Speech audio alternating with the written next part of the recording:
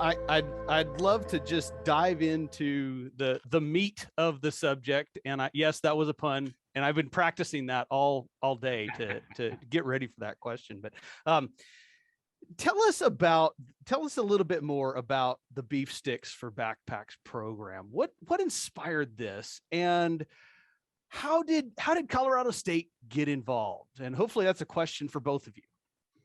Yeah, Bob, I'll start with the genesis of how this started, and you can explain how CSU got involved, if that works. Absolutely. So when my wife and I moved to Colorado following the acquisition of Five Rivers, we had thought about what can we do to give back to an industry that's been super good to us. And there was a program in Texas called Snack Pack for Kids.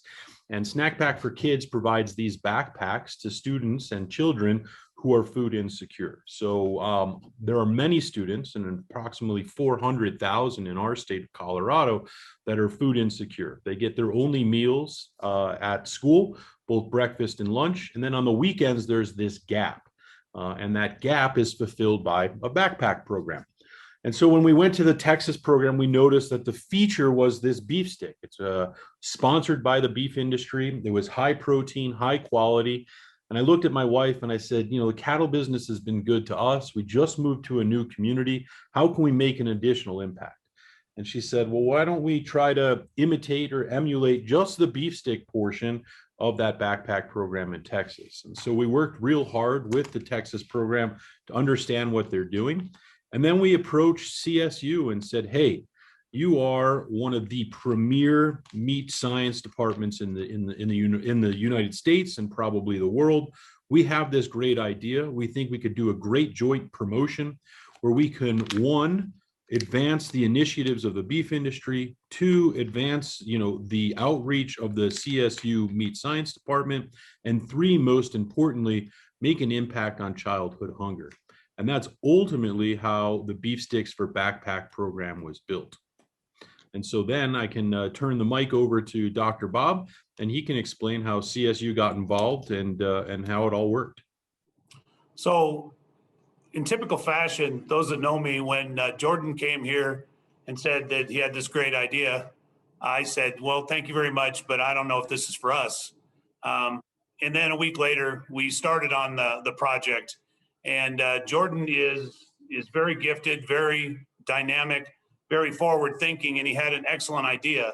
And it was just my trepidation of trying to figure out how we were going to do it correctly, because we wanted to make sure that whatever we were going to do, obviously it had to be safe, obviously it had to taste good, but it also had to fit into the teaching, research, and outreach that we do at the university.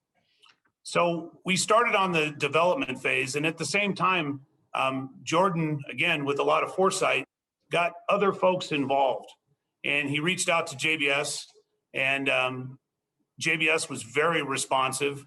In fact, one of the members of their team, Al Byers, was extremely interested in this project.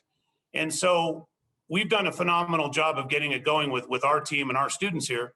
But JBS and Al Byers were right there, and they were helping us with some of the things that might be trip ups. So we did the development work. Our crew put together a really nice formula. And then we started to look at some of the equipment needs. Originally, Jordan, and he'll dispute this with me, but originally he said, we'd like to do 1,000 a week. And then the number quickly changed to 5,000 a week. Then it went to 7,500 sticks. And now we produce 12,000 sticks a week, and we're going to 15,000 sticks a week in the fall. So when we started this, those that are familiar with university meat labs, packaging equipment typically is not much more extensive than a single vacuum machine, a double chamber vacuum machine. And in our small ready-to-eat room, we had a single chamber vacuum machine. We had good ovens. We had an okay stuffing system. And so we started making sticks, and we could quickly see that the backlog was going to be in packaging. We worked with lots of different suppliers. They helped with casing needs. They helped with ingredients. They helped with manufacturing. I mean, obviously we're good at manufacturing, but when you're manufacturing something that's for delivery each week, needs to be a net weight item each week, needs to have a robust shelf life, needs to taste good, look good, have all the label information correctly on there. Different folks stepped up.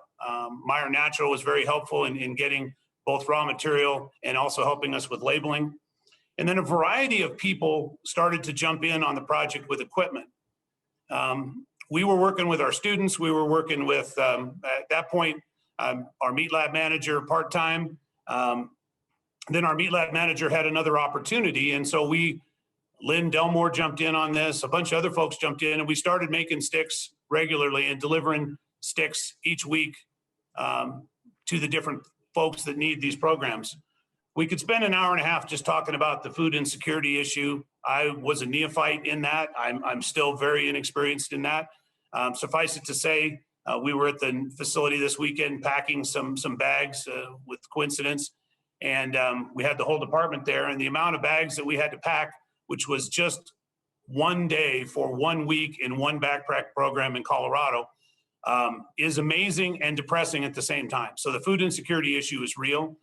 Jordan identified that the bags that the folks put together are great, but typically they're a little more heavy in the carbohydrates and they lack a little bit in the protein because the protein is expensive.